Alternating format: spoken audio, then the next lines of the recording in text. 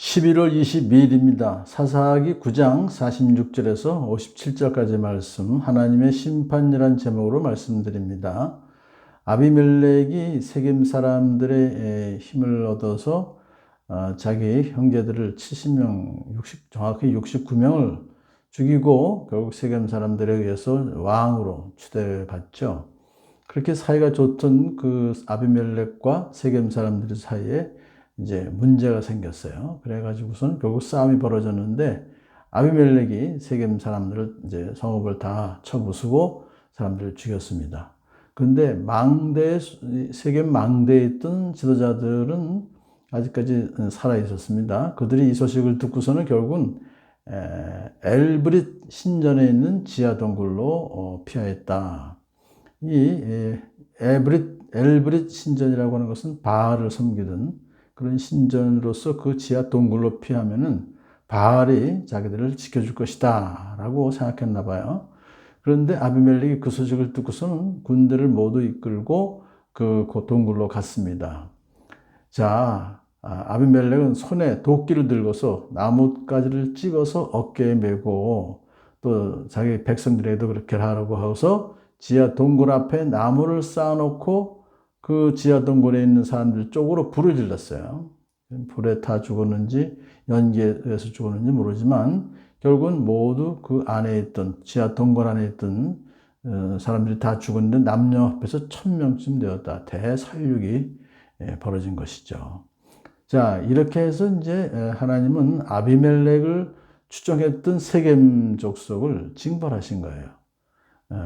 그래서 결국은 이제 하나님께서 그 세겜 족속들을 죽이신 그 이유는 뭐냐면 결국은 세겜 족속들이 아비멜렉의 그 불의에 가담해서 결국은 그 참 70명 가까운 기드온의 아들들을 죽이고 그 다음에 아비멜렉을 왕으로 세웠던 거죠. 그런 죄에 대한 하나님의 보응을 이렇게 여기서 우리가 볼 수 있습니다.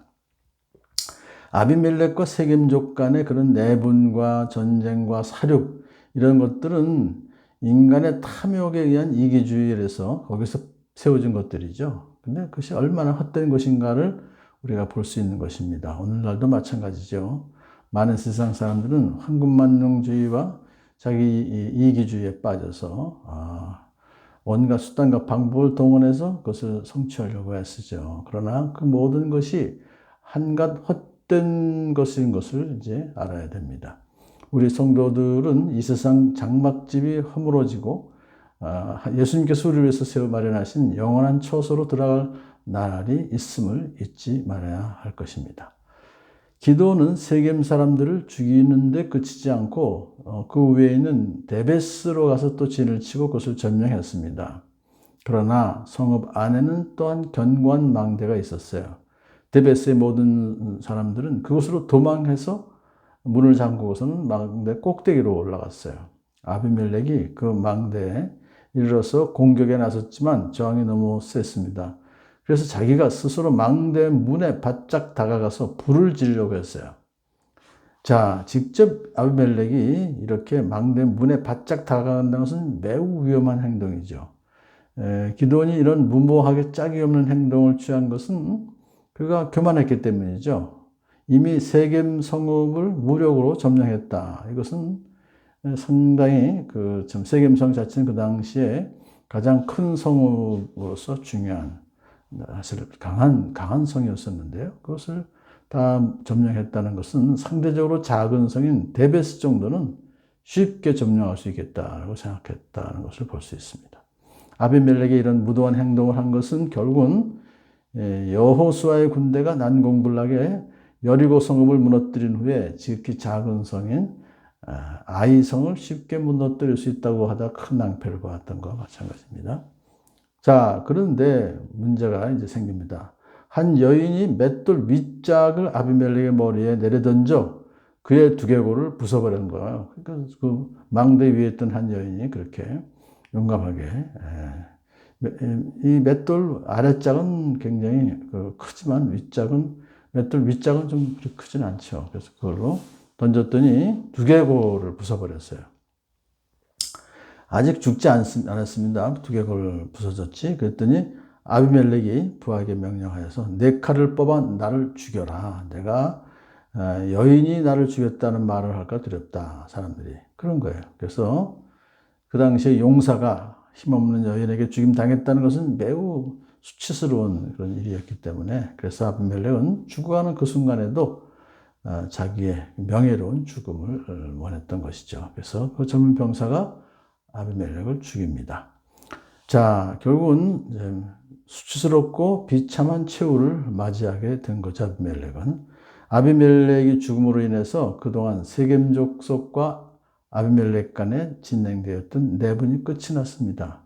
그런데 지도자를 잃은 아비멜렉의 군대는 뿔뿔이 흩어져 버렸어요. 참 비참한 거죠.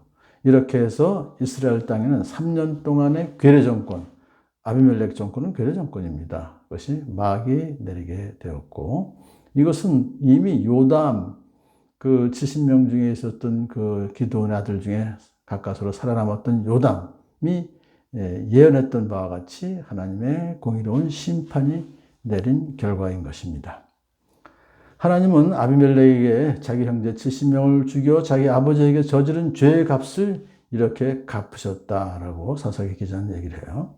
그러니까 아비멜렉이 그의 형제 70명을 죽인 것은 아버지 기드온에게 악을 향한 것이고 또 하나님께 죄를 지은 것입니다. 그래서 하나님께서 결국은 이 모든 것을 불꽃 같은 눈으로 보고 계시다가 사람이 무엇으로 힘든지 그대로 거두게 하신다는 원칙으로 그 아비멜렉과 또 이렇게 그 세겜 족속까지 다 벌어졌던 것이죠. 자, 그런데 이제 또 세겜 사람들의 죄악도 그들에게 모두 갚으셨다라고 기록되어 있는데요. 결국은 세겜 사람들은 그 아비멜렉의 말에 넘어가서 그 은 70냥을 주어서 결국은 그 돈 가지고 군사 자금을 써가지고 아비멜렉이 그 형제들을 죽였잖아요. 그리고 또 아비멜렉을 왕으로 추대한 거 다 그건 하나님의 뜻을 거역한 그런 죄인 것입니다. 그래서 그들을 이제 모두 갚으셨는데 반면에 데베스 사람들은 기드온의 그 아들들을 죽이는데 가담하지 않았어요. 그렇기 때문에 하나님은 세겜 사람들에게만 벌을 내리시고 데베스 사람들은 불타기 직전에 아비멜렉을 죽게 해서 그래서 살려주신 거죠. 하나님의 정확하게 보응하시는 것을 우리가 알 수 있게 하나님은 정의를 올바로 세워주시는 것입니다. 기드온의 아들 요담의 저주가 이렇게 그들에게 그대로 이루어진 것이다 라고 결말을 내는데요. 이 요담은 아비멜렉과 세겜 사람들의 공로로 자기 형제들을 모두 잃어버렸어요.